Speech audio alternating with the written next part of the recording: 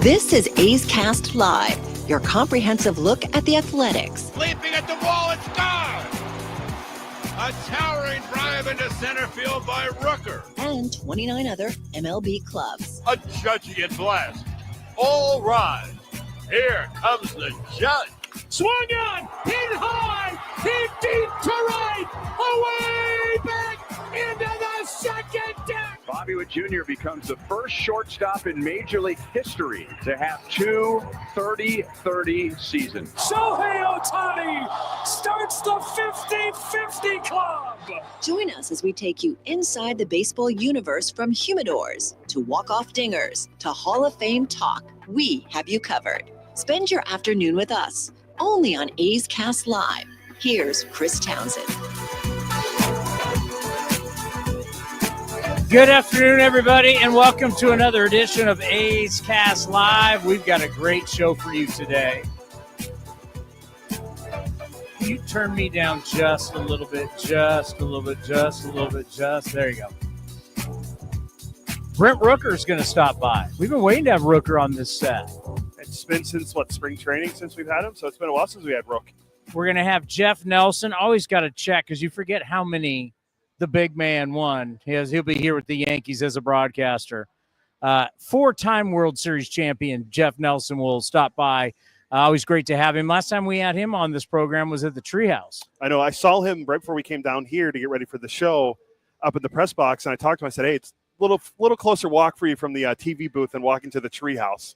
So good to have Jeff Nelson on the program. Then we'll have the Mark Kotsay Show, brought to you by Folsom Lake Ford. Well, it is here. It's a big deal. You know, we've talked a lot about the move here to West Sacramento and how many people are coming to Major League Baseball games for the first time, that they've never been to a Major League Baseball game, and that this is their opportunity to finally see it. And this is a whole different animal. When you work in our sport, you work in professional sports, you understand the power of the New York Yankees.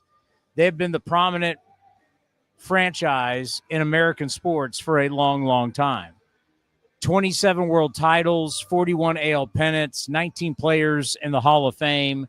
They are the big swing and you-know-what in professional sports. The NFL has gotten to be so big, but still the Yankees have always held their water. You know, you think of certain teams that you look in our country that you could say are the iconic franchises in American professional sports. Obviously, the Dallas Cowboys are there. A lot of people say the Los Angeles Lakers. A lot of people would say the Boston Celtics. But really, the Yankees are the standard of what they have done for all these years through the test of time. Their fan base is immense, the money that they've made throughout all these years. And I got to think for a lot of people are going to be sitting here today saying, my God, the Yankees are in Sacramento. This is a pretty big deal.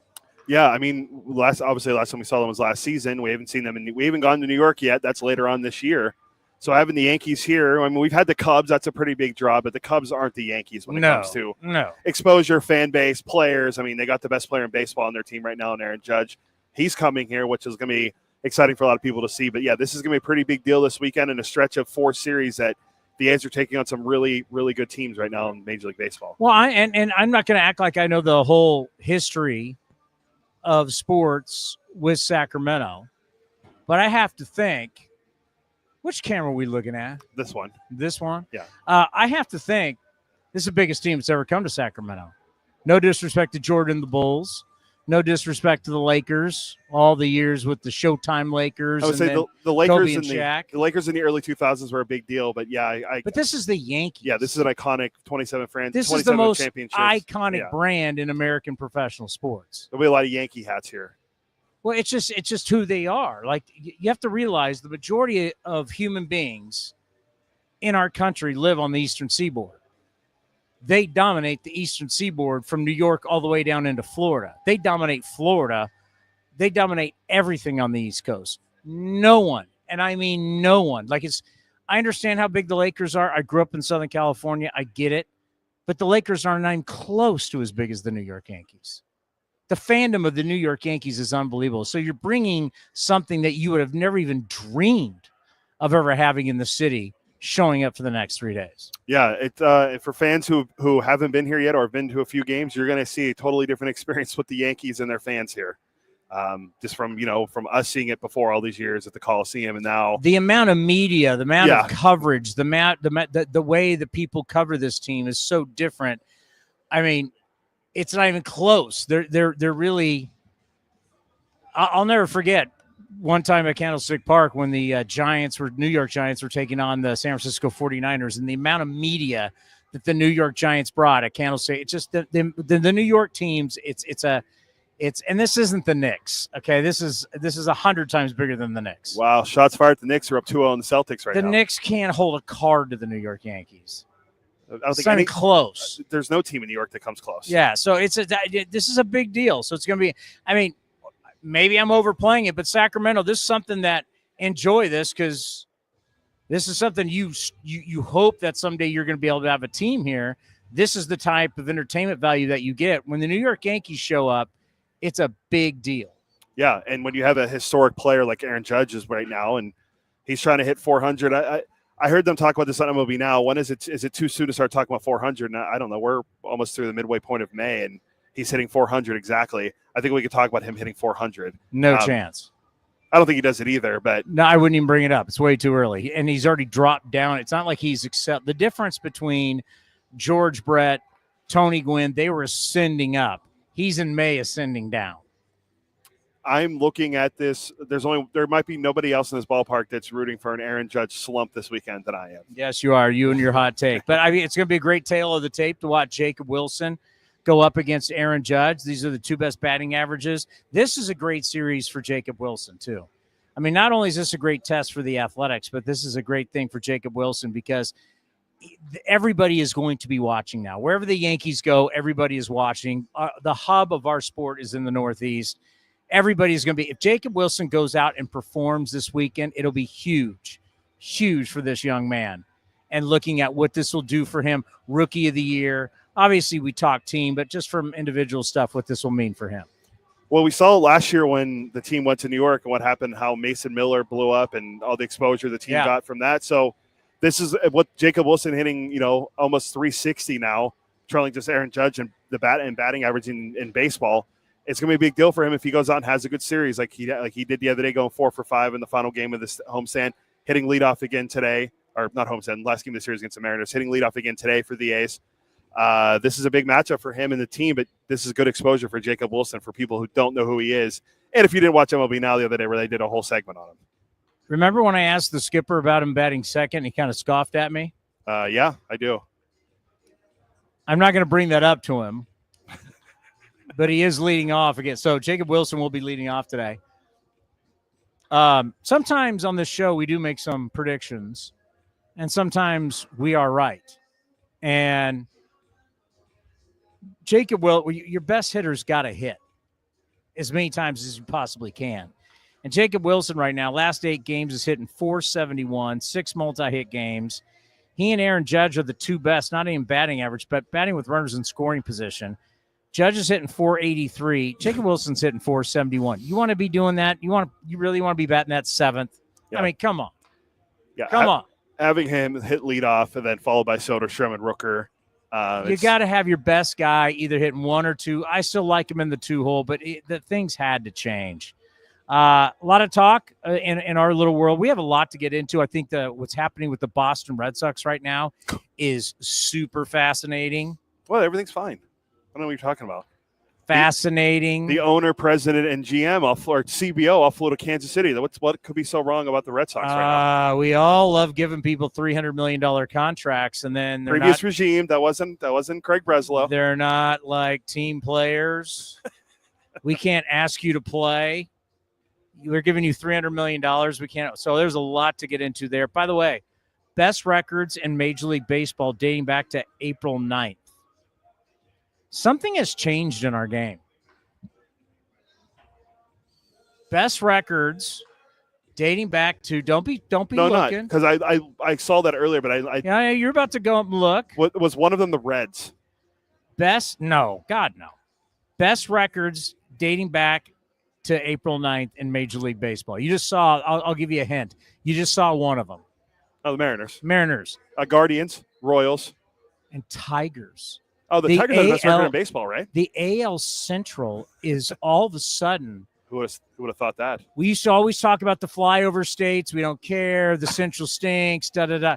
The Central, by the way, when you look at the Guardians, the Tigers, and the Royals, it's very, very impressive. Yeah. All of a sudden, the Central, it's not the teams on the West. It's not the teams on the East. The teams in the Central are red hot right now. And that's exciting for baseball.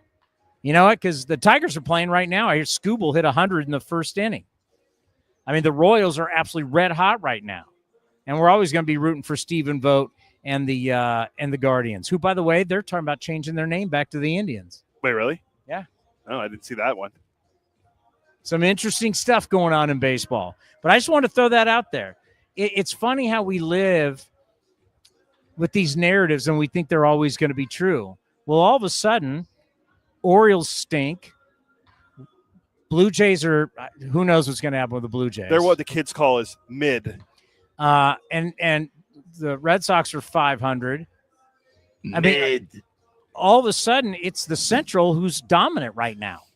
Which, again, you would think when you go back a couple of years, you would never think that. But now with the 4 teams and then the White Sox, whatever. But those 4 teams, even the Twins are playing better. I think they're 18-20. They're 2 games under, but they're playing better lately. Well, and they're not the big payroll teams either. No, and that's why it's exciting. And then the Guardians, even with all the struggles of their starting pitching and what Kotsay's done, and they're still right there. And what you're getting out of Detroit is just remarkable from their starting pitching. And we have to say goodbye to our good friend Derek Shelton, our first manager of the year, gone. Shelty has been relieved of his duties. Don Kelly's been there for how long? A while, and he's also married to one of the Pirates' former Pirate players. He's from Pittsburgh. Well, he's not married to the he's married to his sister. Sorry, yeah, he's married to Neil Walker's sister. Words do matter, Cody. He's not married to the former. Yeah, he's an in-law. In-law, yeah. Yes, Pittsburgh guy though, so we'll see what he does. Your guy Derek Shelton, Shelty out. Yeah, someone had to take the fall for the 12-26 start or 12-27 start, whatever they are. They can't score any runs. I mean, they scored like 5 runs in 5 games. So it hasn't been good. Skeens can't carry the team like everyone thinks he can. If you can go 7 innings and give up 1 run every game. If you don't score, you're not going to win. So Shelty's the first guy out, and he was the first guy to fall on the sword. But I guess they did say that if the season ended today, Ben Cherington would still be the general manager, and everyone in Pittsburgh media wants to run him out, and because they haven't developed any offensive players. But yep, Shelty had to take the fall for it, and it's a shame because he's our friend. But yeah. Well, always very good to us, and I hate to see a guy lose his job. And obviously, he's a smart baseball guy. It's just, yeah, you're in a situation to where you have not developed players. I mean, look at the difference what we have going here. Yeah, we're talking about Jacob Wilson. We're talking about Tyler Soderstrom. We're talking about Lawrence Butler. We're talking about developing these players, finding players from other organizations. When you look at the pitchers, all the pitchers that we brought in, like what's Pittsburgh been doing? So they've been bad at draft. So bad draft class. They take Henry Davis number 1. He hasn't panned out. Now Joey Bart's been pretty good for them. A guy the former number 2 pick for the Giants. They claimed they've developed pitching, but Brian Reynolds signed to a long-term extension. Hasn't been good. Key Brian Hayes can't stay healthy. Another bad extension. They did things that people wanted, like re-signing guys, but these guys haven't panned out for them. And there's been a lot of bad things going around with the team between the guy falling off the Kalani wall and Usher getting into a fight. Whatever happened with that guy? Apparently he broke his collarbone, his neck. That's not that well broken now. Yeah, he's moving and everything, which is good, but there's been a string of things that happened. The Clemente fiasco where they took down his sign in right field, spelling McCutcheon's name wrong at Fan Fest. I mean, there's just been a lot of bad things that have been around that organization for the past 6 months at least. All right, so we have reports, and we'll get back to A's and Yankees. Just want to get this stuff out of the way because we do cover the entire game. And Brent Rooker is going to join us after BP. What time do we think that? Well, we're taking BP right now. Yeah, I would say probably closer to 5-ish. Okay. Rafael Devers was signed to be a franchise player. And obviously in the offseason when they went out and got Bregman, it ruffled his feathers. But we do know he was terrible as a defensive third baseman. He's terrible. Bregman is excellent as a defensive third baseman. So you're bettering your team. And then eventually he shows up finally. He didn't play last spring training because of health.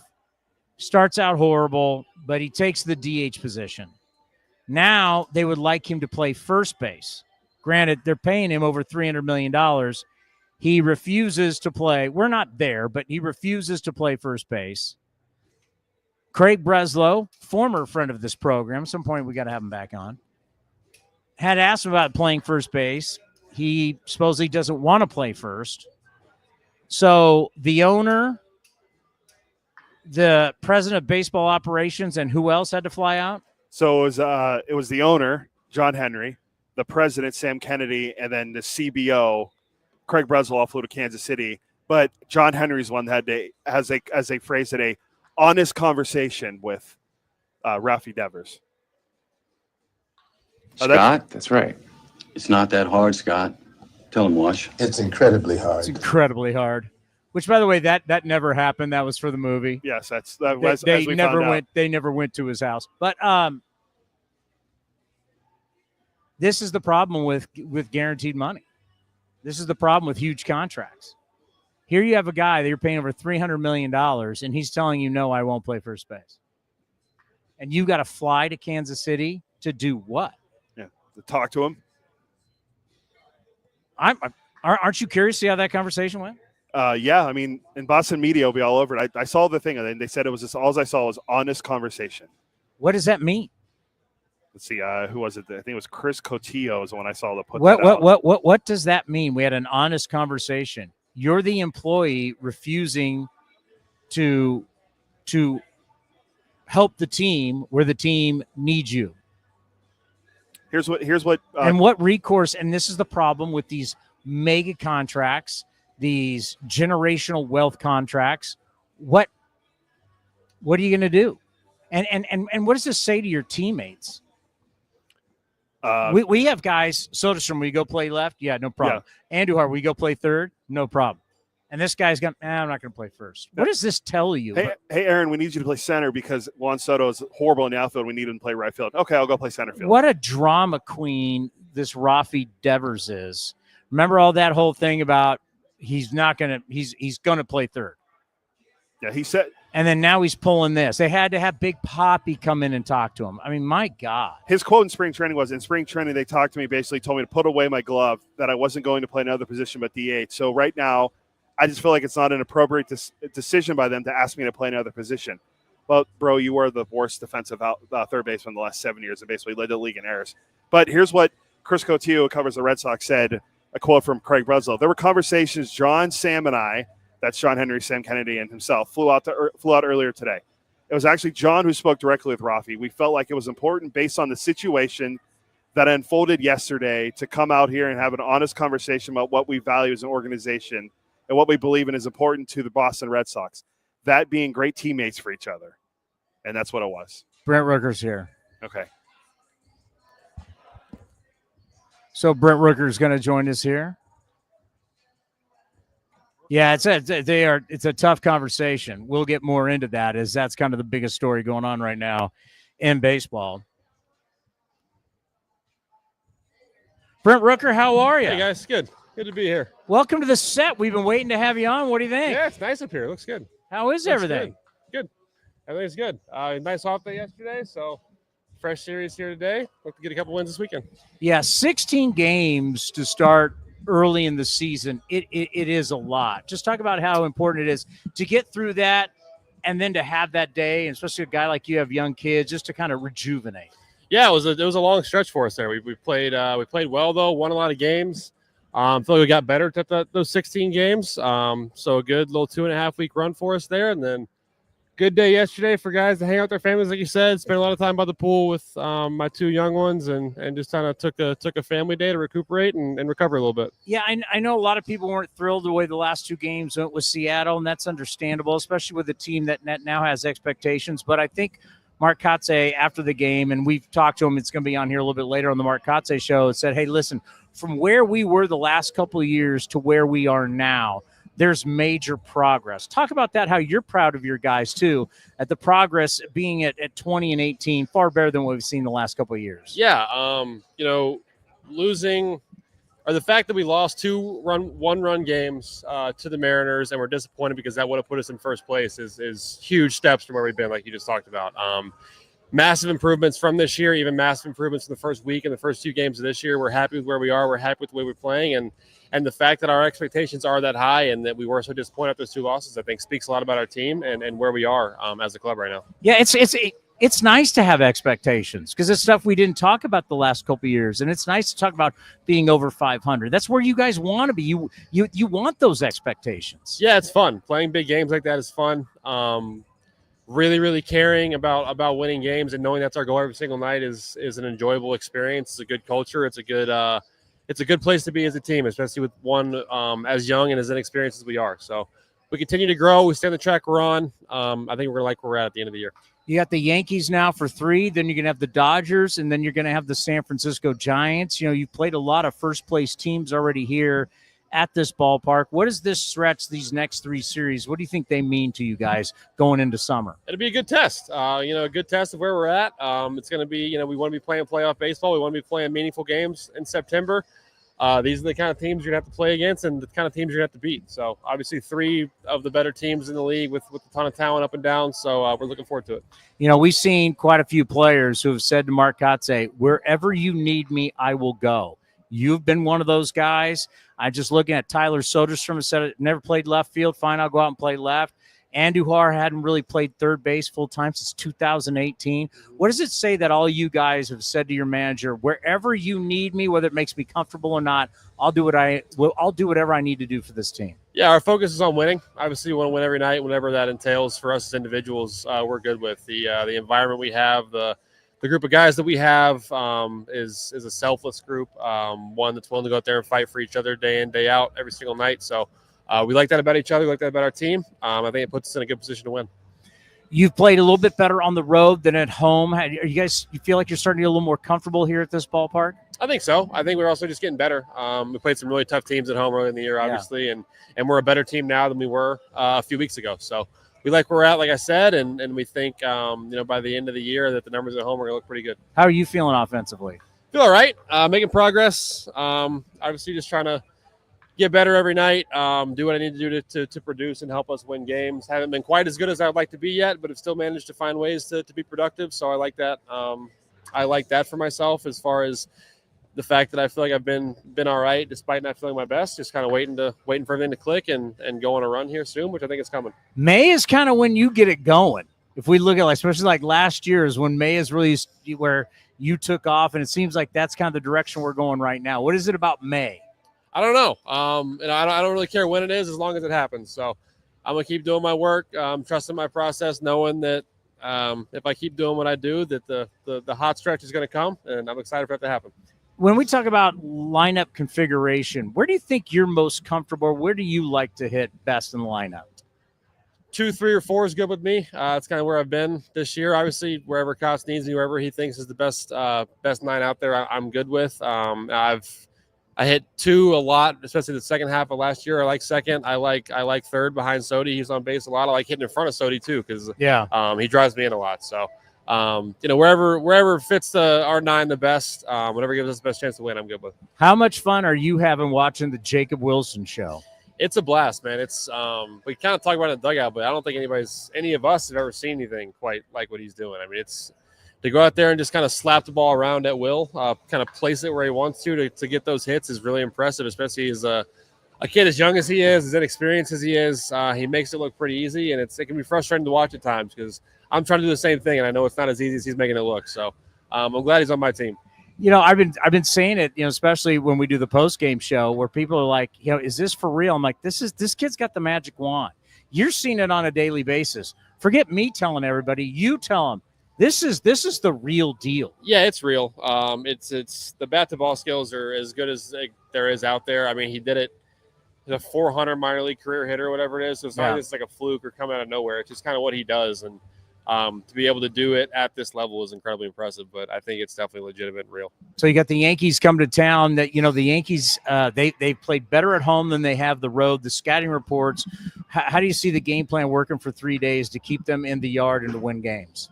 I mean, I think our pitching staff's been doing a great job. So I think offensively we've been playing well too. I think we just continue to do what we've been doing, playing like we have. Let the chips fall where they may, but I think the game we've been playing is going to give us a pretty good shot.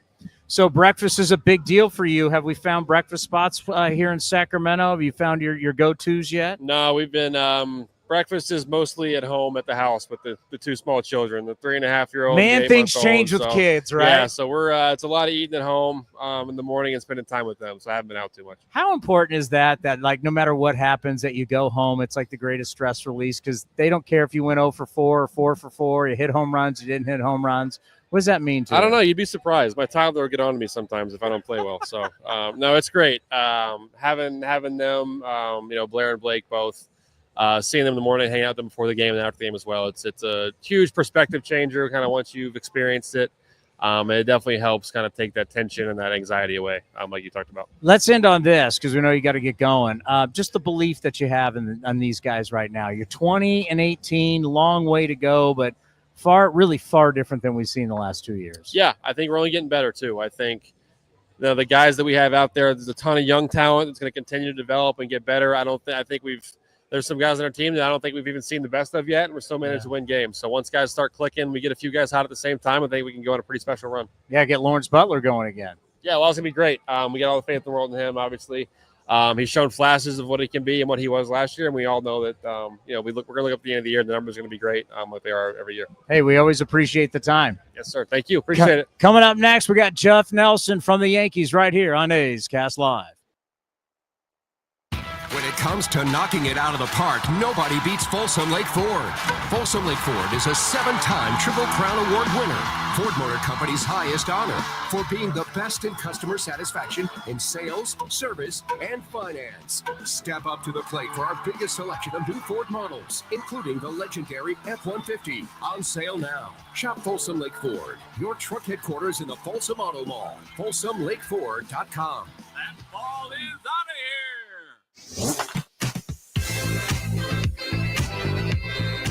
A's shortstop Jacob Wilson joined Towny on A's Cast Live to share his approach when stepping into the batter's box. Yeah, I go out there every day. You kind of have to have a different mindset up here. You're facing the best pitchers in the world pretty much.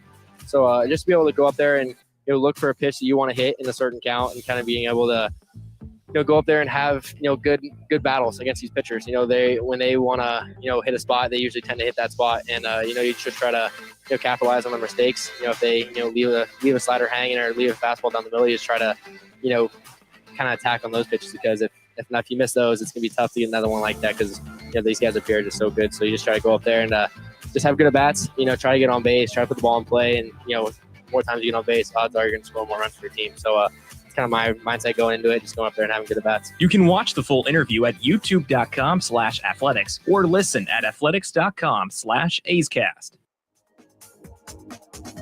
Unlock offers and receive exclusive in-game features by downloading the MLB Ballpark app for iPhone and Android today. Plus, get the latest information on game time, schedules, and more. Calling all college and grad students. Grab your friends and head to the ballpark with this special offer. Save up to 50% off select regular season games throughout the 2025 season. Get your discounted tickets at athletics.com/student. Mark Kotsay, the manager of the Athletics, joined Chris Townsend on A's Cast Live and provided his insight into the art of building relationships and being a disciplinarian. The relationship side of things to me is very valuable, and building trust.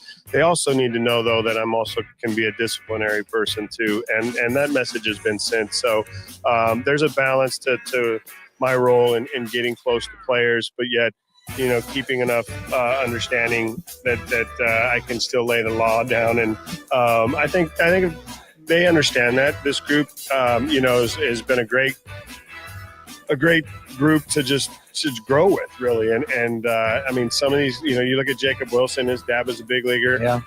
There's a ton of experience around the game. So you can watch the full interview at youtube.com/athletics or listen at athletics.com/A'sCast.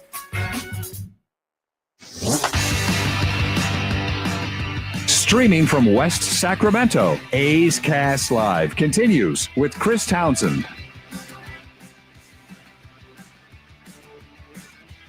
Do we have the special? The bobblehead special? I forgot to ask about his bobblehead. It's okay. We got time. It's not till June, so we got plenty of time. Do you have it? Yeah, I do, yes. All right.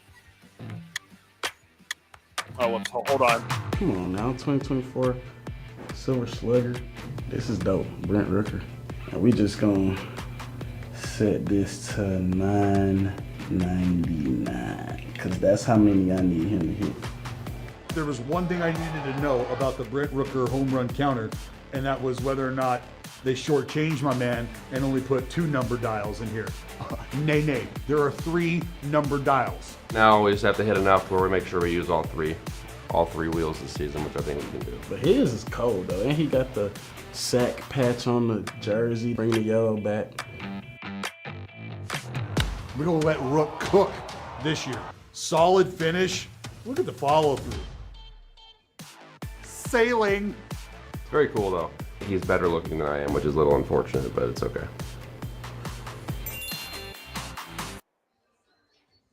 June 8th. Pretty cool. Yeah. It's a really cool bobblehead. Presented by Red Hawk Casino and Resort. Yeah, it's a really cool bobblehead. He'll have a legit chance at 40 this year. What is 39 last year. What is that now? 9? 9. Yeah. I think, let's do the old on-pace calculator. Not worried about the on-pace calculator. I think he will get 40 this year. Once we get into summertime, and it's already started to warm. It's been beautiful here. Like, it's been the 80s. It's starting to warm up, and once it starts to get really hot, the ball's going to fly. He's going to get 40 here. I could see it for sure. I mean, there was a point where Tyler Soderstrom was running away with the home run lead, and then Rooker caught up to him pretty quickly. That kind of changed real fast. We haven't seen a home run for a long time from Tyler Soderstrom. So we played 39 games, right? Or we're 20 and 18, so 38 games. Rooker is on pace right now for 38. He's going to get it. Yeah. The big number that we're seeing in the game notes today that was just fascinating is the hits for Jacob Wilson. And this list is unbelievable. Athletics, most hits in the first 28 games in the expansion era. Most hits, first 38 games. Carney Lansford, who we are going to get on the program soon, the A's Hall of Famer, Carney had 61 in 1988. In 38 games. It's pretty good. Dave Henderson had 54 in 91. Felipe Alou had 53 in 1970. You seem surprised by that. The ones that we covered, Jed Lowry, who was a hitting machine, 2018 had 52. Jacob Wilson and Jason Giambi. Wilson 2025, Giambi 1996, and the all-time dog who was such a tough, gritty, terrific player, Tony Phillips, had 50 in 1986. I mean, the run that he's on with the 50, 4 for 4 the other night, and he got the 50 hits in that game when he got his, I think it was his 3rd hit. And I remember just thinking, how many guys have done it? And then Mike Selleck from our baseball management side put the note out there, and it's incredible. And what's how many Judge have? Judge leads baseball, but I think he's played how many, 2 a game or more. So Judge has the most hits in baseball, but it's not by many more. The Yankees have played a game less than the A's. Oh, so Judge. Okay, so either way, Judge is having a historic season at 400. Don't let facts get in the way of a good story. Go. Okay. But Jacob Wilson's what he's doing this year to start the year is incredible. And I know people are going to go, he's in home runs. Who cares? He still has a good on. His OPS is really good. I haven't heard one person say that. I'm saying there could be. I haven't heard one person say that. You're not bringing me factual. I have not heard I've heard nothing but people go, I'm digging this style of baseball. He is By the way, the A's and the Yankees, you can fact check me here. A's and the Yankees have the same team batting average. Correct, they do. And oh, by the way, the Yankee stats are they're not that great on the road.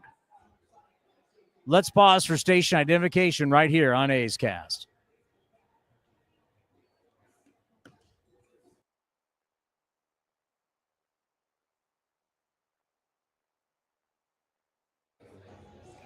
So the Yankees numbers, tail of the tape, at home, far. I get it, Yankee Stadium's a bandbox, but I was kind of shocked of how they are not that great on the road. Yeah, they're 8-8 on the road. When I looked it up, I think they hit like 266. They have 20 home runs and just 81 runs scored. They have over 200 runs scored, so they're scoring 120 plus at home. So what they've done on the road is, if you take I know this is easy to say, but if you take Aaron Judge out of their lineup and just take their numbers, obviously just dramatically just all go down. Because the only guy really hitting on their team is Trent Grisham, of all people, and Goldschmidt. But those two guys are Goldschmidt's third in average, and and Grisham has 10 home runs, which, the guy that was the centerpiece of the Juan Soto trade. Yeah, but where are all those home runs? Yankee Stadium. See that becomes a thing for them. Why have they not won since 2009? Because this is how they're built. Well, yeah. And then the Dodgers just smoked them in the World Series. Yeah, that was. I mean, it wasn't even a competition. So being a beer league softball team in your ballpark may work, but I mean, they do lead all of baseball in home runs right now with 62. And they're all at Yankee Stadium. Yeah, how many do they have at home? Let's see. Yankees have 42 of their 62 home runs at home. I mean, half your games are not going to be there, man, and your playoff games are not going to all be there. How do you beat people on the road? The next closest is the Dodgers have 30 at home, and the Dodgers have 60 total, so they're at least averaging 30 and 30 home and road. Yes, they're consistent. That's why they're so tough to beat. The Yankees are like two different teams. You get them out of their own ballpark, they're like a completely different team. One thing I'm excited about, and also excited about and sad about, but more excited than anything, is the A's will have to see Max Fried this weekend. Do we have my Greg Maddux? Oh, yes. Do we have Greg Maddux? I do, yes. All right. So a big question is going to be, how are you – because Aaron Judge is off to one of the greatest starts in the history of the game. We haven't seen numbers like this since Superberry. And Superberry – does Superberry Bonds ever hit 400 this late in the season? I don't remember. That's a good question. I'd have to look.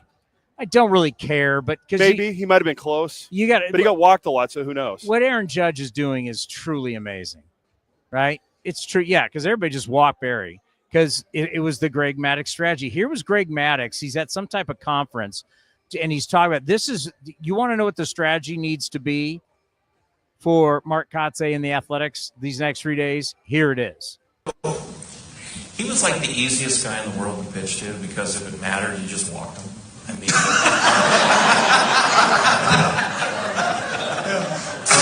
was a guy. I mean, he was he was so much better than all the other hitters in the game that you got to pick your fights. You got to get 27 outs. You got to know where they are. They're not going to be with him. So, you'll pick on the other 8 guys and see if you can't, kind of find them that way.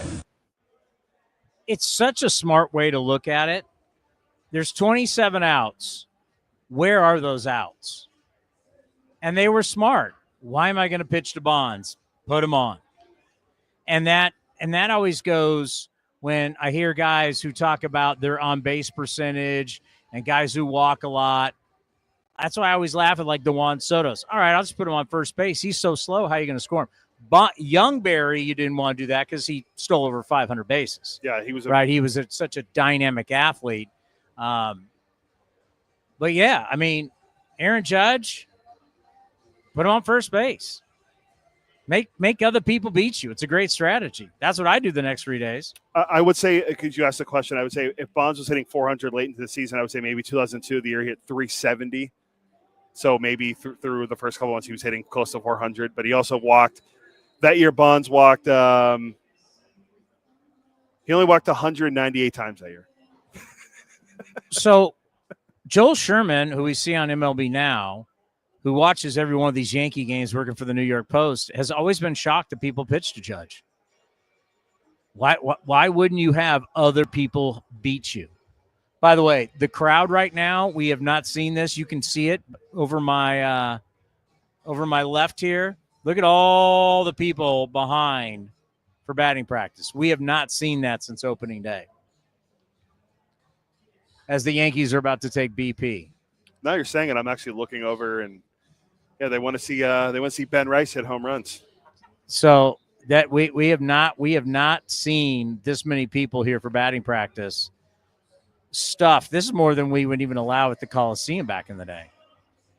Yeah, but like you mentioned at the start to show, this is good for Sacramento and West Sacramento. So I'm looking forward to seeing what the crowd's like tonight. And always beating the Yankees is it's going to be slam for the next 3 days. 3 days, yeah. It's going to be absolutely slam. But how would you handle Judge? 4 and go. Yeah, make the other guys beat you, and you got to score Judge from first. He's on a slug, but you got to get him in, and you got to get to if you get the other guys out in their lineup, doesn't matter if he's on first base every time because he didn't score. The note that I know I sent this to you. I mean, the one thing that Beto, and I don't want to be the kiss of death here. The one thing that Beto has really done a good job this year is keeping the ball in the ballpark. He's allowed 2 earned runs or fewer in 5 of his last 7 starts. So he's done a very good job minimizing the damage. He hasn't gone deep in the game, but he's done a really good job minimizing the damage. Yeah, and it's really rare, not really rare, but it's really uncommon to see a guy have reverse splits. Like Ryder's hitting like 329 against him, and lefties are struggling against him. So he's been pretty good. I know he doesn't pitch too deep into the game, but he doesn't give up home runs, and he's been good. Aside from the one start here, right, where he gave up how many runs he gave up here, but he had a really bad start here, and that was really bad. He pitched okay in Miami last week when we were in Florida, but he doesn't go up the home run, which is a good thing to see because it seems like every team comes in here and has a little success hitting the home run to start the series. I'm not buying it's the ballpark. You're going to hear from Mark Kotsay, where the ballpark is actually at times, depending on the wind, can play actually as a tough ballpark to hit. I mean, we saw that one game where Shea Langoliers barely got it out. He hit 109 miles an hour. Well, I think it says someone had a stat out there we have at night it's one of the easiest places to hit a home run, but during the day it's one of the hardest. So now when we're going to be playing a lot of night games and it's going to be a lot hotter out, I'm curious to see how the ballpark plays going forward for sure, because I know everyone's going to be so fixated on the park factors and how that plays. Well, we wanted to put the parks up against each other, Yankee Stadium and this ballpark, but they haven't done it yet with StatCast. Yeah, that's what I was told too, that they didn't have the renderings of the ballpark here in West Sacramento. So whenever we do eventually get it, we could do it. But the Yankees are, if we talked about it correctly, I think the Yankees are the first team to play in both. We'll be playing here and playing in Steinbrenner Field. So something we talked with Jeff Nelson about is that they've already played there and they can play here, and what the experience of playing there was like, even though that is their spring training complex, but they're the first team to do it that's going to be coming here. So it'll be interesting to see how players talk about it. Well, in interviews, I mean, Aaron Judge has said we've played in the cornfield, we've played in London. Yeah, I mean, the London games. Remember how many runs were scored in those games against the Red Sox? Those games were over 4 hours. And it was like 20-19 every game, pretty much, because there was so many runs being scored. Which I don't know if that was good or bad for baseball. Oh, I don't think it was a great representation of our game whatsoever. But Aaron Judge, 13 home runs, 38 RBIs, and 39 career games versus the A's. It's pretty good. I mean, hammered. All the guys all the greats have good numbers. Bregman, Trout. All the guys we look at in the last couple of years that have been A's killers, they've all been superstar players. Kyle Tucker, Bregman. Tucker, it's another one. Jordan Alvarez, who's on the injured list now, so the A's have a shot, if not feeding him when we play Houston. But yeah. Well, the expectations get through these next 3 series are huge. What will if the A's hover in these next 3 series somewhere 5-4, 4-5, somewhere in there, you just can't get smoked in these next 3 series. No, and because that'll be the kiss of death for the team. But the division's still up for grabs. Seattle looked good, but the A's had them in all 3 of those games, and it just came down to late game execution for them. But but looking at the division going forward, Texas, they fired Donnie Ecker. We'll see how their offense turns it around. Houston's been so up and down. But our buddy Mike Petriello, bold prediction, said the A's will win the AL West.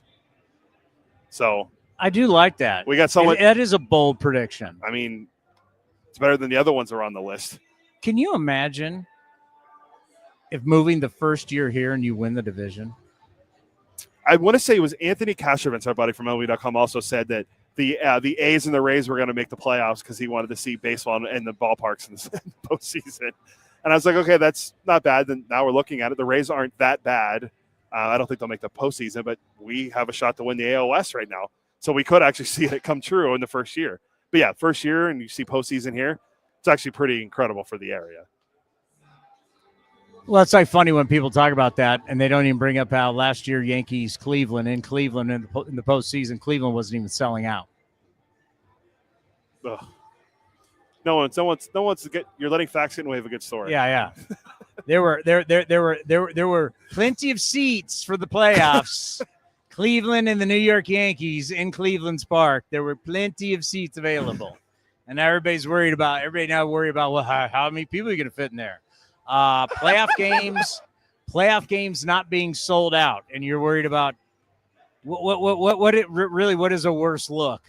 I think Cleveland not selling out. Cleveland, I'm coming close. I had a buddy who was outside the stadium, was there on business, took pictures of the upper deck. This is the Yankees and the Indians in the or the Guardians in the playoffs, and the whole upper deck. There's just mass seats available. Oh, look.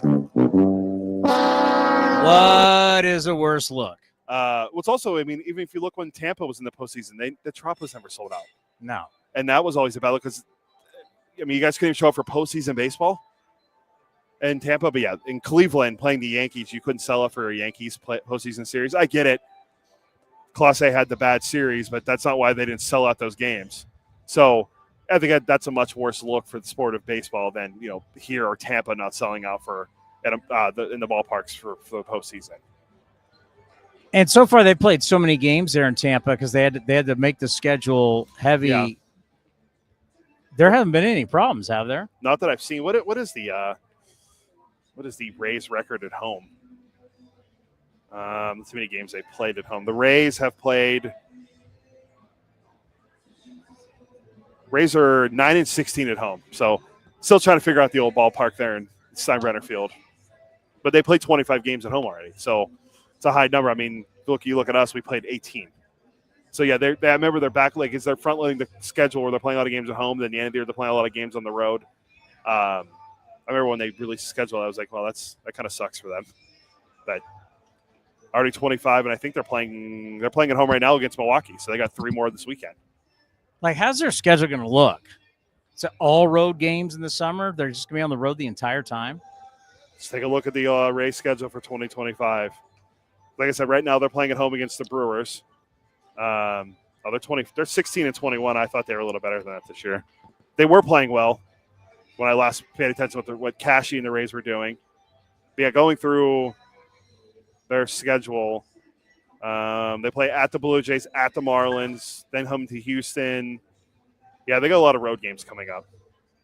Yeah, at Boston, at the Mets. Yeah, a lot of road games coming up. Yeah, the American League. You want to talk about not impressive?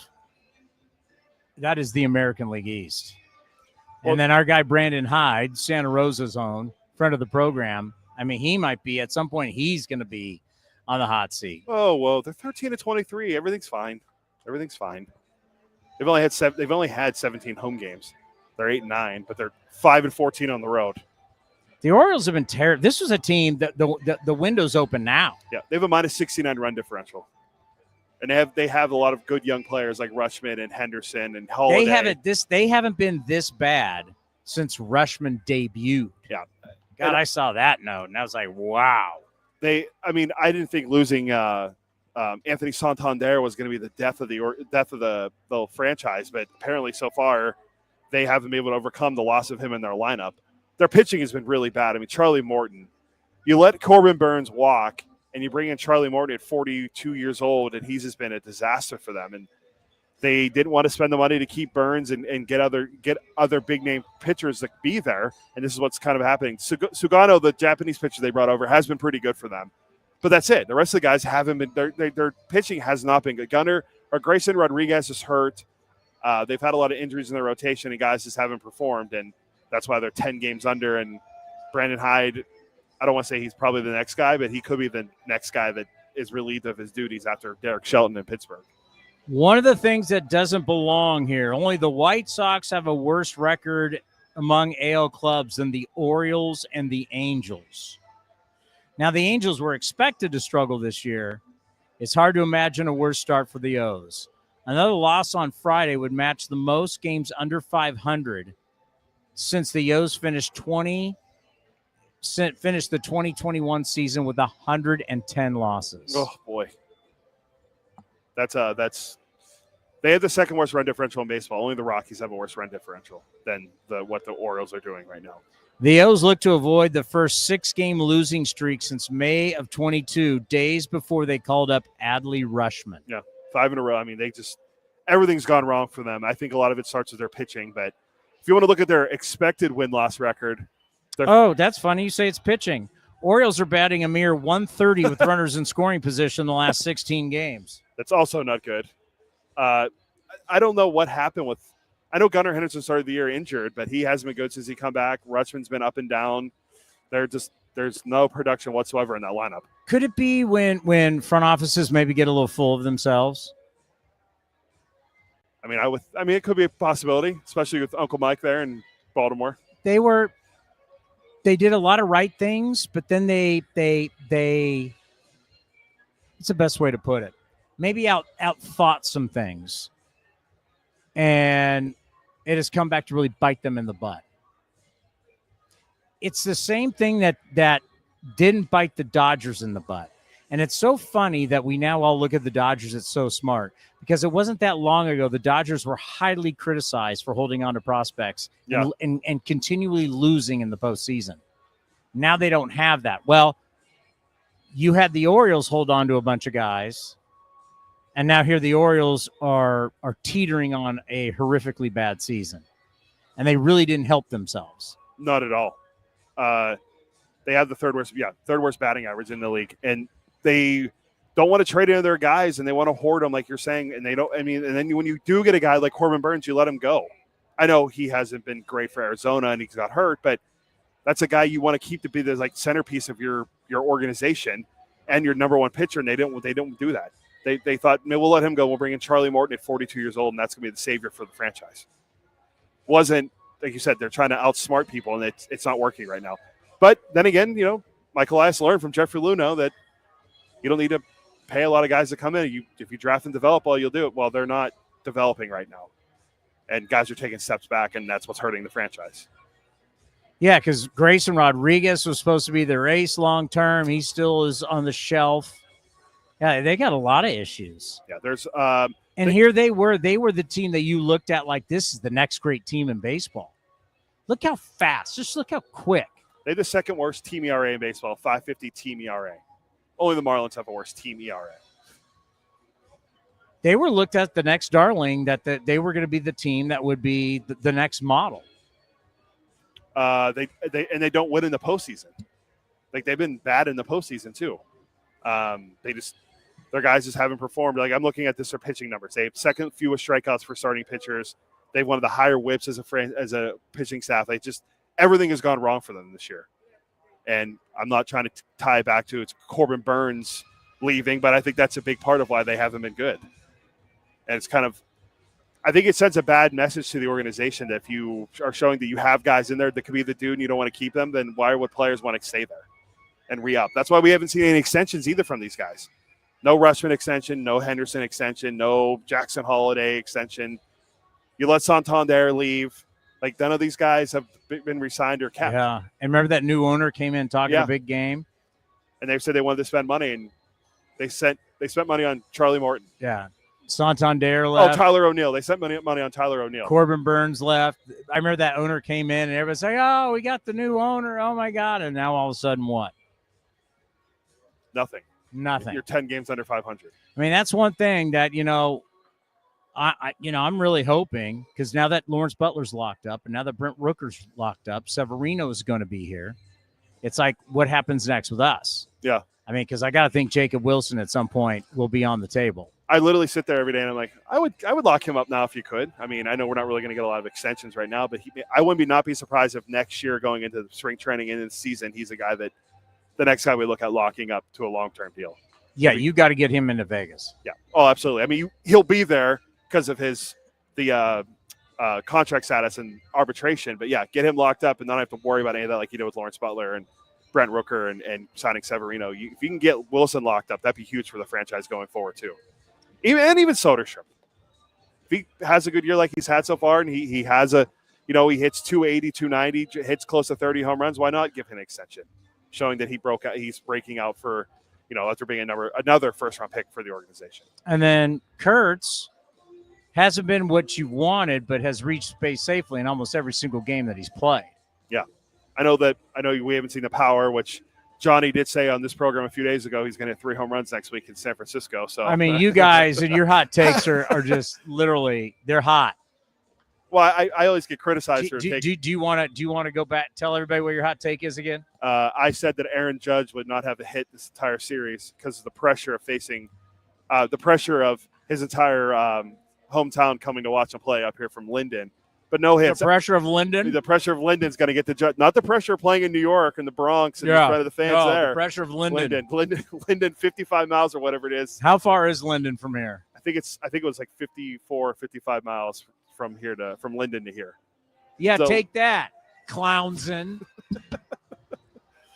So if he gets the intentional walk, give him the 0-4, go to first base every time, that hot take still hits because he technically did not have a hit in the series. Now, that is poor knowledge by you. It's 45 miles. Oh, 45. I swear I thought I said 54. All right, so it's even closer. So it's not even an hour. San Joaquin County, right now, if we left right now, we're in drive time, it's still just an hour in traffic. So it's really close. What I wonder what does anyone know what the population of Linden is? It's like northeast of Stockton. According to the 2023 census, their population of Linden is 2,047. The entire city's coming. They're all coming up this weekend. It's going to be a Linden party, baby. But yeah, I mean, I don't even know if I've ever gone through Linden. Our boss Delaire was saying that there's a sign that says the home of Aaron Judge, and that's really all that's there. I'm looking at it on a map. It is not very big. I mean, what's the who knows what the square mileage is? But his wife's from there. They're like high school sweethearts, right? Yeah, 7.461 cubic miles. 7.4 miles, pretty much is what the size. I can never be a fan of Judge, and I think you know the reasoning why. Because he went to Fresno State. As a Fresno State Bulldog, I will never be able to be a fan of his. As you shouldn't. Michael asked earlier, who's Fresno's college rival? And he was like, is it Boise State? I'm like, well, San Jose State, but I don't know. They don't really have a rival. But we are rivals. Well, so I mean, that's like the only one. Like when I think of besides San Jose State, I'm like, I don't know. They big rivals with Boise. Fresno State and San Jose State have been rivals for a long time. Battle for the Valley Trophy. It used to be for the California Raisin Bowl every year. That is the big rivalry. Yeah. And then that's the big city versus the little guys. Never forget, I went to Fresno and they literally told me, go back to San Jose. And I was like, I'll gladly leave here to go back to San Jose. Have fun at Casa. Well, remember the game where we outdueled Derek Carr? Yeah. David Fales? Yeah. And we were yelling at all the Fresno fans. And we're yelling, have fun at Casa de Fruit on the way back. 152, you losers. Yeah, I said it. Casa de Jeff Nelson, a 4-time World Series champion, does Yankee games now. Will join us next right here on A's Cast Live. Former A's pitcher and current SNY and MLB Network analyst Ron Darling shared his insights on the young A's core during an appearance on A's Cast Live. I think everything starts at the top, right? So you got to start with Mark Kotsay. Yeah. You know Kots. He is a pro through and through, a great guy through and through, and he's been put in this spot for a reason, to make sure that these young players thrive and get better. Between Wilson and Soderstrom, Langoliers, I'm a huge fan of. I didn't know he ran like he runs. He really can run for a catcher.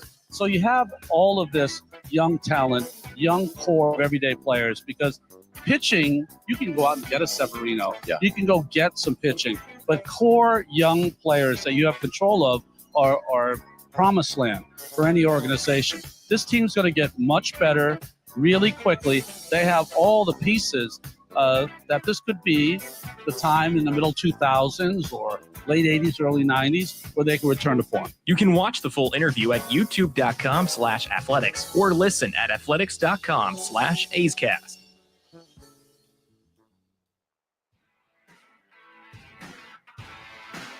Get your group together and check out all our great hospitality spaces for bonding opportunities, events, or a fun outing of your friends and family. There are 20, 50, and 100-person indoor suites available for select games. as well as an 80-person open-air area with a shaded cover. Secure your group today at athletics.com/hospitality.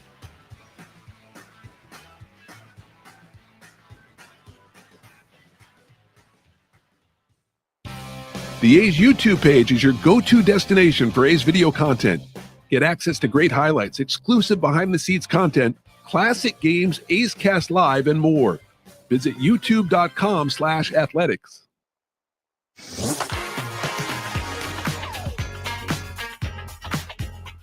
A's top prospect Nick Kurtz shared the thrilling details of receiving the call about his MLB debut from Fran Riordan on A's Cast Live of Towny in West Sacramento. I don't know if shock's the right word. I mean, I knew it could happen. I've been playing well in AAA, but I didn't know the timing of it all was a little bit. I was like, I just couldn't believe it. I was like, yeah, oh my God, it actually happened. Like it's here. Kind of woke you up, and you're like, is this a dream? Yeah. I mean, talk about the story. Yeah, no, like I was up that morning, but then I kind of was like dozing off back to sleep and stuff, and I hear my phone buzzing. It's Fran. I'm like, okay, that's weird on an off day for him to be calling me, and then answer. He tells me I'm going up. I'm just like, I was speechless. I was like, really? I was like, no way. Like, let's go. I'm excited. You can watch the full interview at youtube.com/athletics or listen at athletics.com/A'sCast.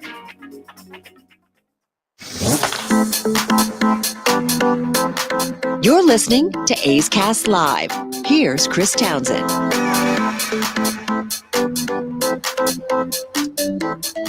So Jeff Nelson will not be joining us. Yeah, I felt my watch vibrate during the last segment. About 2 minutes left in the segment, he told me he has to do a batting practice show for Yes. He mentioned it to me earlier that he might have that to do, but he said, no, I'm good now. I'll be down, so he will not be able to join us. He said to reach out when we come to New York, and I said, absolutely, Jeff, no problem.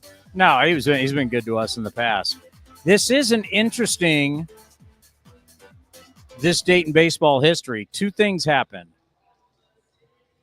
1960, Hall of Famer Tony Gwynn was born. Tony Gwynn against fellow Hall of Famers Greg Maddux, John Smoltz, Pedro Martinez hit .408 with only one strikeout and 218 plate appearances against those guys, and that includes postseason.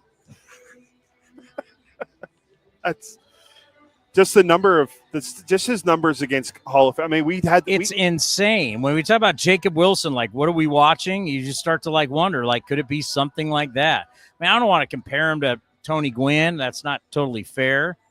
All right, the OPS, Tony Gwynn's lifetime OPS against Maddux, Smoltz, and Pedro Martinez is 1,000. And you're not talking about a guy who hit a lot of home runs. No, it means he's hitting a ton of doubles off of him. I mean, he only had 135 career home runs. So I mean, that's where you start to wonder: is that what we're watching? I mean, you're hard pressed to not see for the way his ability to put the ball in play, but also put the ball all over the field and not hit for a bunch of power. I think what he's doing, he had a bunch of doubles the last couple games. I think what we're seeing Jacob Wilson do is remarkable. It's a skill that a lot of guys don't have anymore. We're seeing, you have to go back to the days of Gwynn and Boggs and what Ichiro did when he came up. Like, guys that weren't looking to hit home runs, they were looking to put the ball in play. And what he's doing right now is putting the ball in play without having to rely on the home run and getting a lot of extra base hits. So the 3 home runs, I mean, if he can get to 10, that'd be great. But I mean, his dad wasn't a big home run hitter either. His dad was a guy to put the ball in play and didn't strike out either. That's why when he's the other day on the game against Seattle, seeing him go 4 for 4 in the last at bat, you're like, okay, this is the spot. This is the guy you want to see coming up to the plate, the game on the line, to tie the game. And Jacob Wilson, and watching him get, I don't know what happened on that at bat where he just looked confused and he struck out on never strikes out. It was only his 7th strikeout of the year, I believe. Strikes out on strike 3, looking too, which is even crazier. You realize Jacob has an 859 OPS. Yeah. Only Tyler, because of all those home runs. Early, yeah. I mean, Brent Rooker was just here. His is 799. Yeah. I mean, you're talking about he's 859. I mean, if everybody cares so much about OPS and slug, clearly this guy, his on base is basically all because of his batting average. It's not because he's walking. Yeah, I mean, he's 6 So it means he's slugging. Jacob Wilson is slugging, yeah. Whether it's home runs or not. He's slugging. And if we care so much about slug, that's all we hear about around here. Let me give it to you. Yeah, he's slugging 476 as a shortstop. Yeah, 8 doubles, 3 homers. So he has 11 extra base hits and 8 of them are doubles. He has the 6 walks, 7 strikeouts, which is those things are not they're not going to be high numbers. He's going to be like Tony Gwynn. He's going to be like Steven Kwan, Arise, guys that don't strike out, guys that don't walk a lot, but they just hit. I mean, Arise doesn't hit for power ever. His most home runs he ever had was like 14, I think, or 9. It was something. It was a low number of amount of home runs he's had. It's poor Luis Arise knowledge on my part.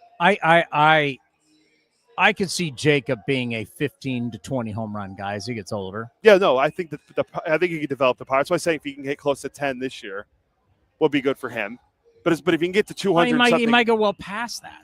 Well, yeah, if he gets to 205 hits, he'll be the only second guy since like the early 30s to do it in our franchise history. 1937. You want to know exactly who it is? Was it Wally Moses?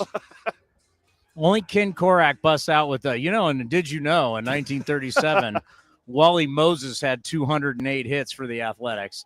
The only other guy to have 200 hits since then is Miguel Tejada. Yeah, he had 204 or so in 2002. Once again, I'll go. Tejada had 204. Wally Moses had 208.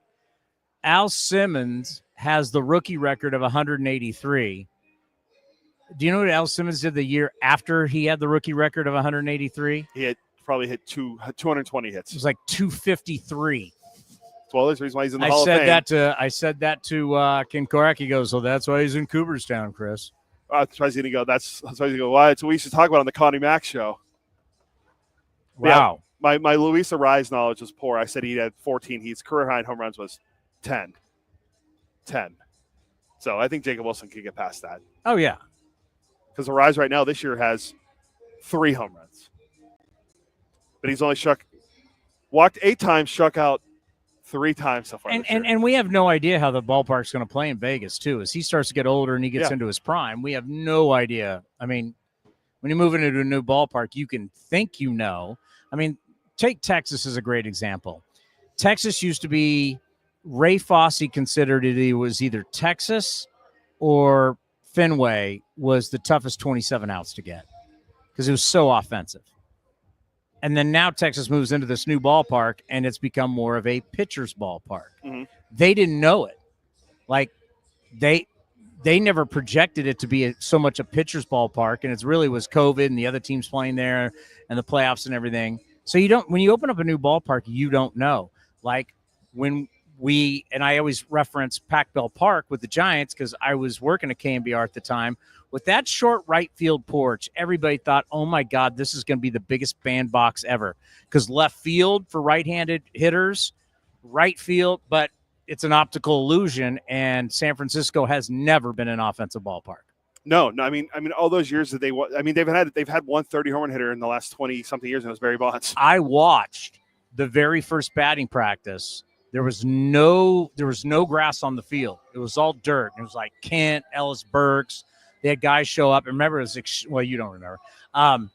The first game ever played there, the Giants, it was exhibition. They played the Brewers, and then the next day they played the Yankees.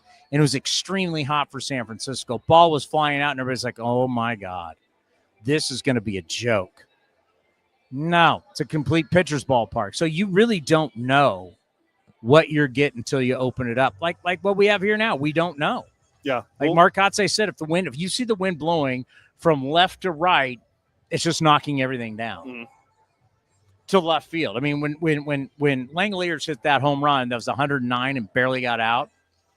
Unbelievable. Yeah, that's why I'm curious to see how it starts playing once we get to the 100 and all that stuff. And where so let's say it was 90 something today, I believe. It's supposed to be 90 over the weekend. So all right, that'll be interesting. And then 15 years ago today, our own Dallas Braden pitched the perfect game against the Rays at the Coliseum on Mother's Day. Do we have the video? I do, yes. Let's hit it. Nobody on, ninth inning. Bartlett's on deck. And Braden turns, he throws, and it's swung on a ground ball to short. Taken there, Pennington's got it. He throws a perfect game. Dallas Braden has thrown a perfect game. A's have beaten Tampa Bay 4-0. The kid from Stockton has done it for the A's.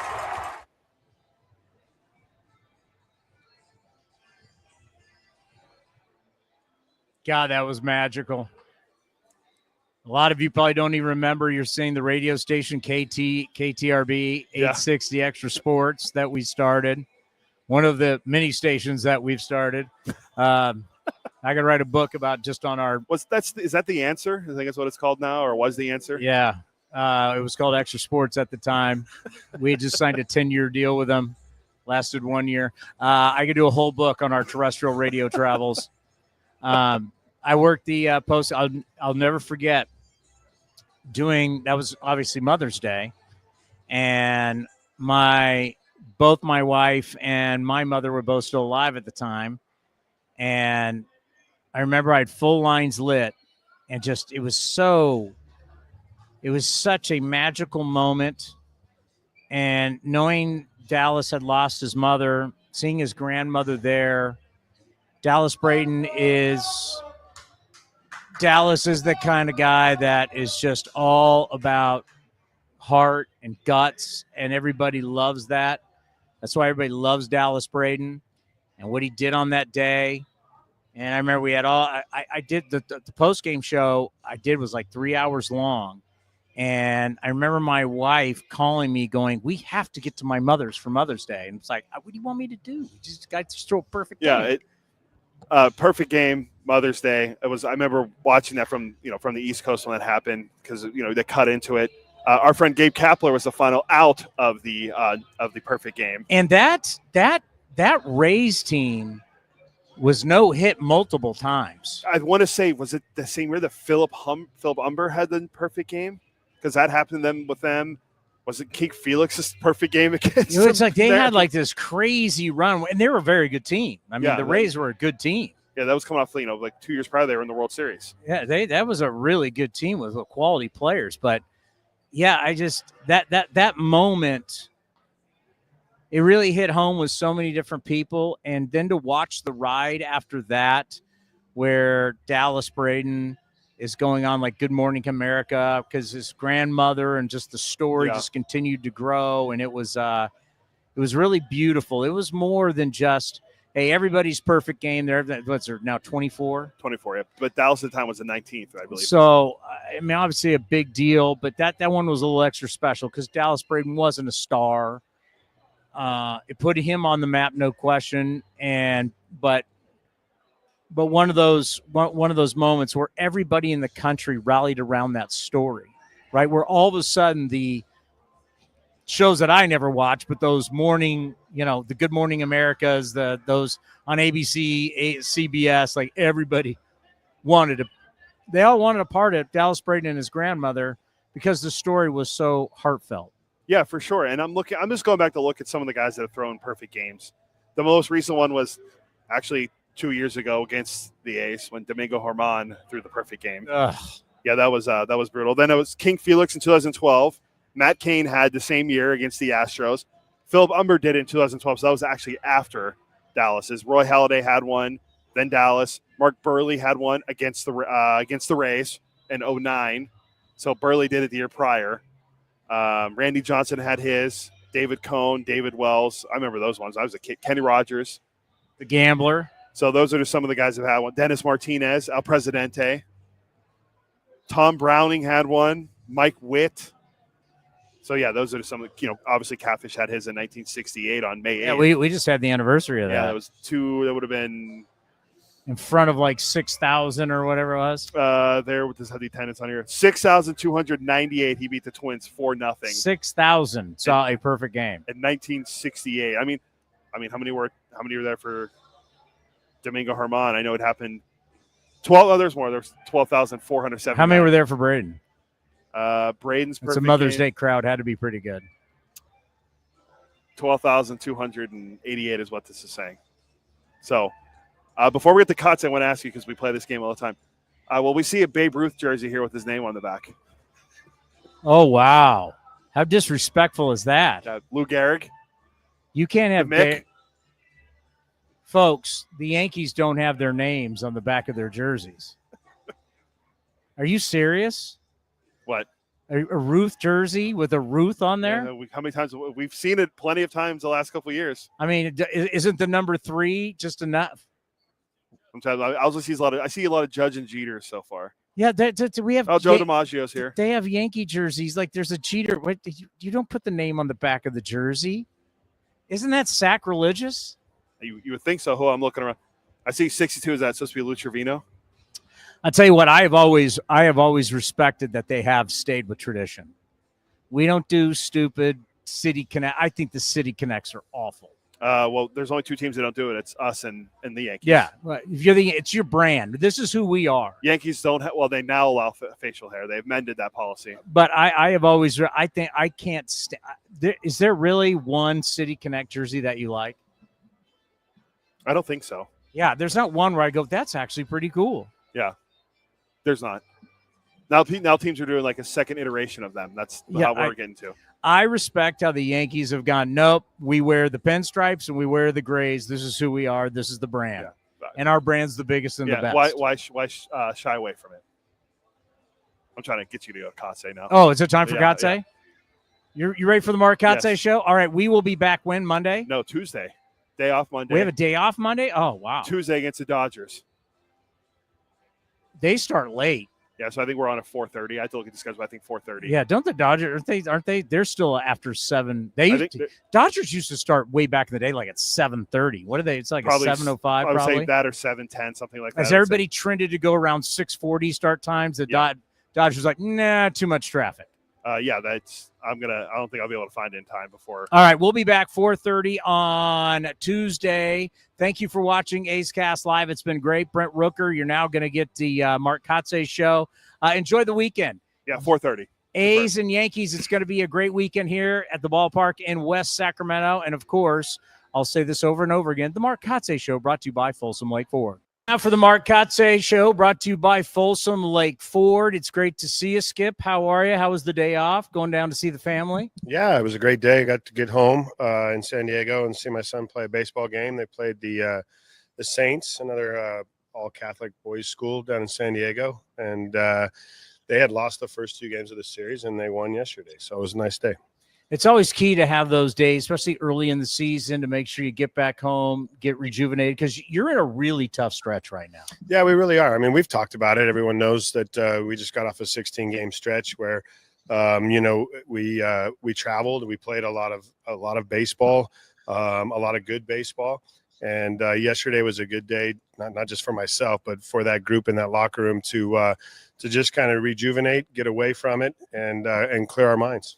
I know you guys do one game at a time, but do you ever play a little bit of the schedule game like we do, the fans, where you go, well, here you got Seattle. It was a big series. Here comes the Yankees, by the way. We'll talk about that. It's just a big deal for Sacramento in general. Yep. Then you got the Dodgers, and then you got the Giants. Did you look at this stretch? Because I think it's a good stretch for your team to really see where they are. Yeah, I think it's going to be a challenge for sure. Coming off the 16-game stretch, and in the 3 games against Seattle in division, looking at the Yankees, you don't ever want to get ahead of where we were, right? And I don't think we did. We wanted to have as much success prior to this 9-game stretch with the Yankees, with the Dodgers, and the Giants, all teams which are leading their divisions. Teams that have 20+ wins, and obviously. We understand, the type of baseball that we need to play over the next 9 games to have success. And that's what we're looking forward to. I mean, anytime you get a chance to go up against the best and measure yourself, you want that opportunity. And I think it's good that we're having it early. So after the game the other day, you said in the post-game show, and I thought it was really good what you did with the media, where you talked about, hey, listen, I understand these 2 losses to Seattle were tough. You could have swept them, at least taken 2 out of 3. But you also look at where we've come from and the progress that this team has made. So after the game, obviously, I take the phone calls. Fans are going to be upset about the wins, but I said, you need to understand where you're coming from as a coach, as a teacher.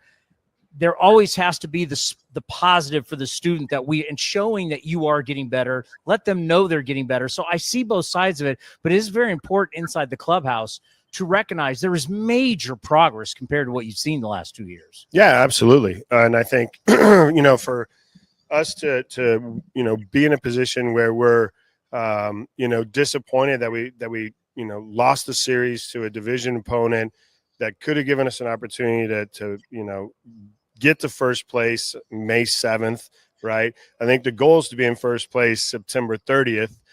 There's a lot to learn from this series. There's a lot to learn from the stretch of games that we went through. We played 16 games in a row. We won a vast majority of those games. We used our bullpen over and over to get that done. And when we got to the end, we challenged certain guys and put them in positions to see how they would react, to see if they could get through that, late inning leverage moment. And we'll learn a lot and we'll be better for that. If we continue to have all this success and we don't fail, what are we going to learn? Like, we learn more about failure from ourselves and from a team standpoint, and if we're learning and not just staying stagnant, then I think we've made progress. And I can look back on last season and tell you on May 7th, we didn't have 20 wins. On May 7th, we weren't competing for the division to be in first place, so there has been a lot of progress over the last 2 seasons. And that's what I'm instilling in that locker room. These guys have come a long way, and we've got a long way to go. I said that initially. Yeah. We have expectations. We put them on ourselves that we want to win this division, that we want to have a chance to be there in September to play meaningful games.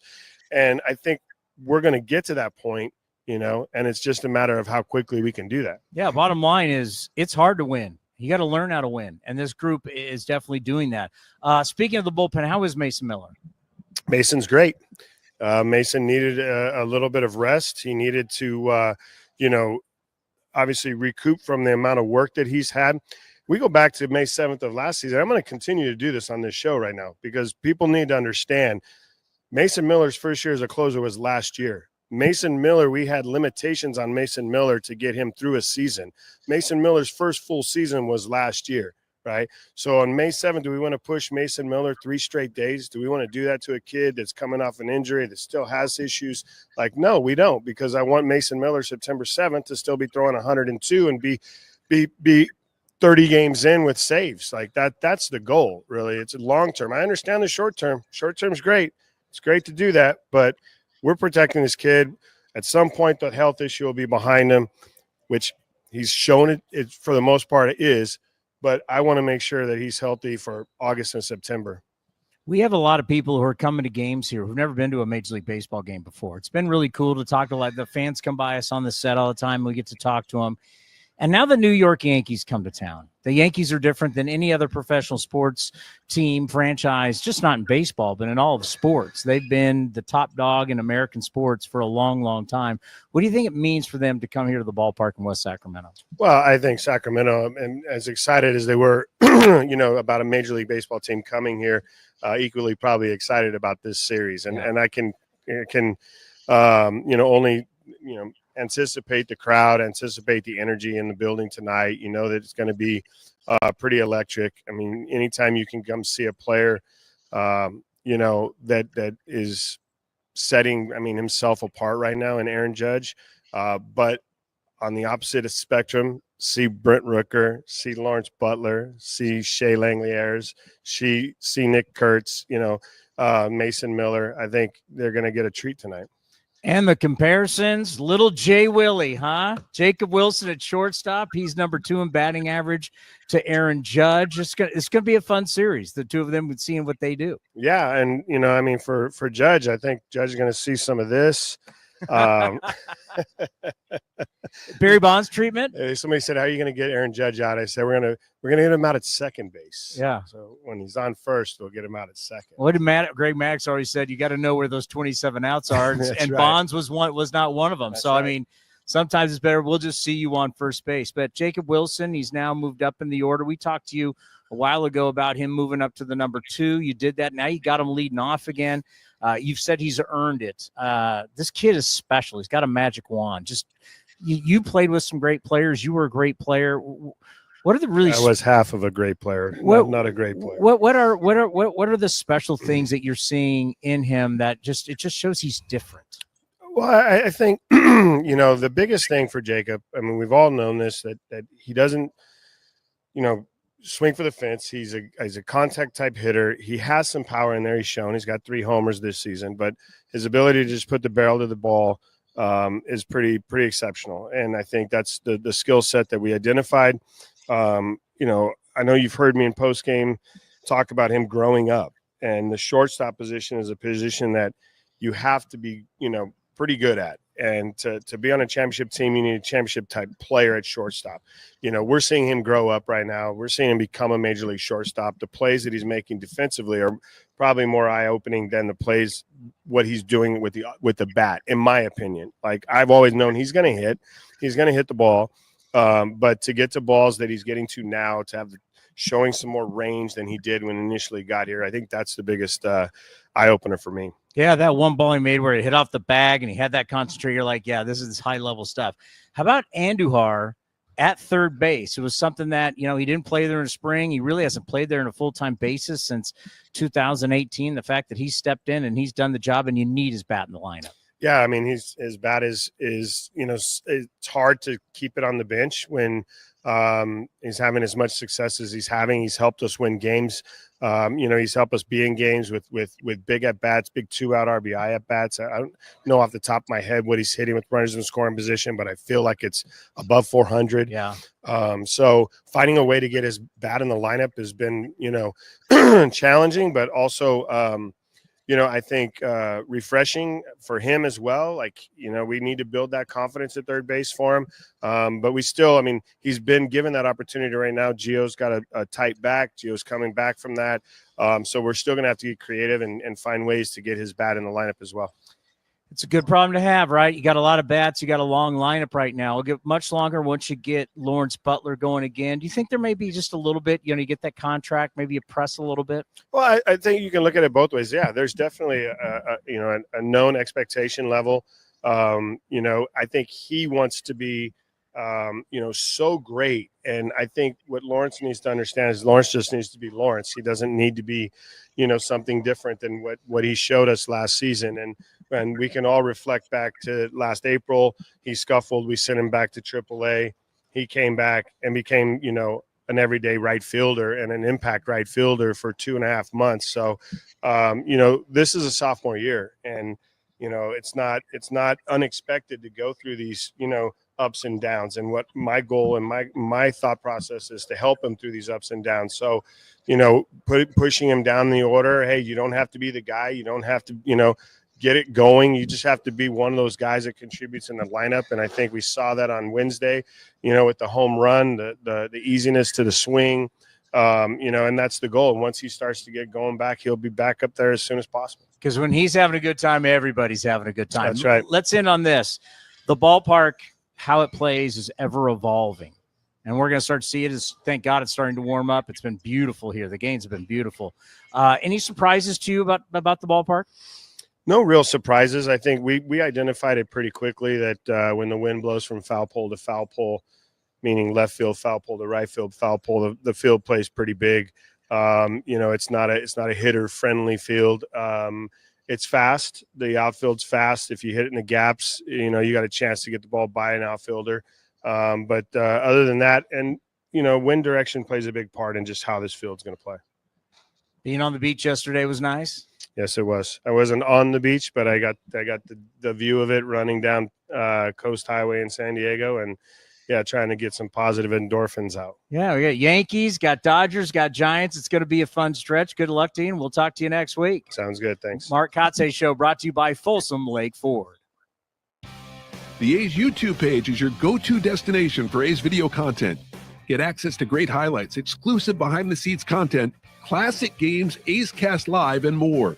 Visit youtube.com/athletics. This has been a presentation of The Athletic.